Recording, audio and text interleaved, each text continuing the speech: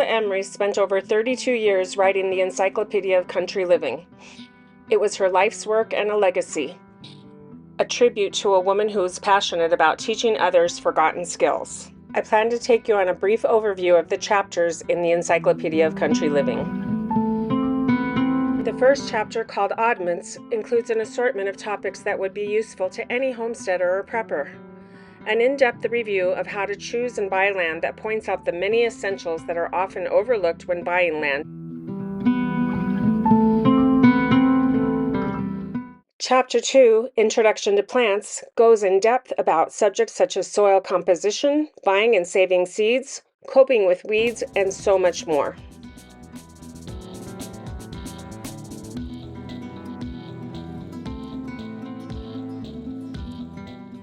Chapter 3, Grasses, Grains, and Canes, talks about a long-forgotten way of threshing wheat. It includes a wealth of information about varieties of grains and their uses, and a handy section on sourdough bread making, which is so popular these days. Chapter 4, Garden Vegetables, gives extensive advice on how to grow all kinds of vegetables, seeds, and grains, and includes recipes for preparing your harvest into tasty dishes.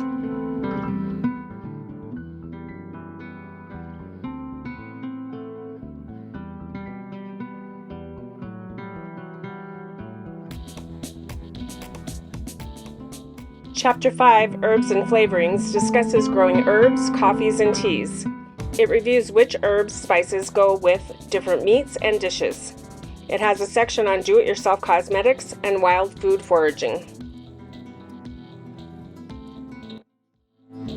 Chapter 6, Tree, Vine, Bush, and Bramble, includes everything you'll ever need to know about planting fruit trees, nut trees, and trees for tapping syrups.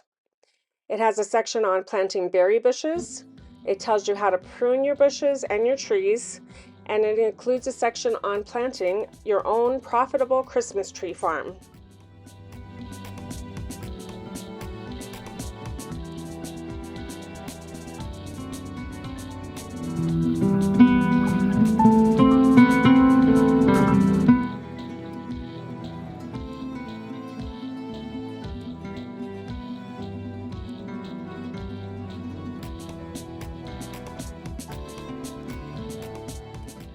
Chapter 8, Introduction to Animals, discusses how to choose livestock for your homestead or farm, reviews basic veterinary skills, reviews managing reproduction, fencing, barns, and even a section on soap making using natural or store-bought lye, tallow, and lard.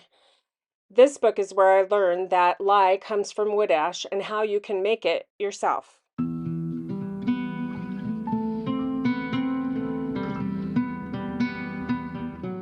Chapter 9, Poultry. In this section, Carla discusses chickens and other poultry that are good egg layers. She reviews how to hatch eggs in an incubator, raising ducks, geese, and turkeys and other fowl for meat, eggs, and pest control.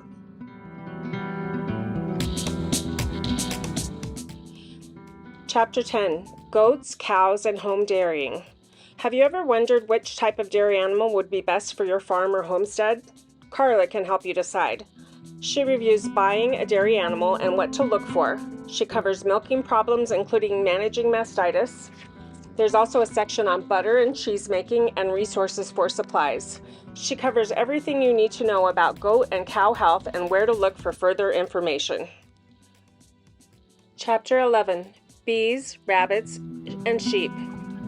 I think the ultimate homesteading project is learning to raise bees. Keeping bees can be done anywhere, even in the suburbs, if managed well.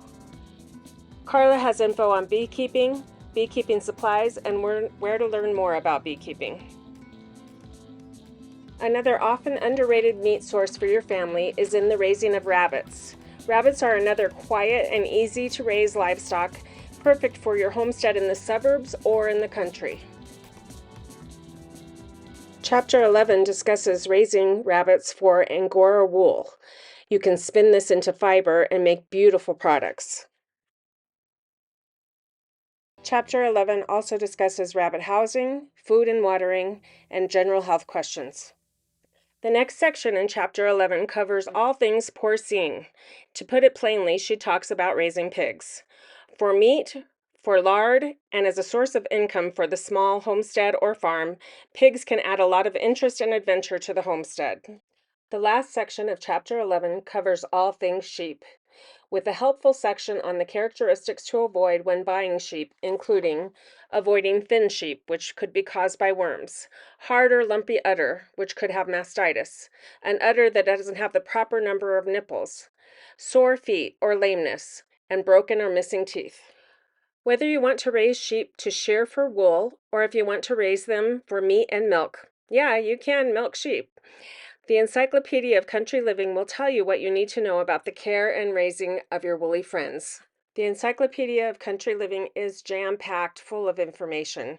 The fine print has lists and lists of resources, the names of all the county extension offices and their numbers, an appendix full of valuable information, all kinds of conversion charts, lists of places where you can buy supplies and organic products and farming supplies.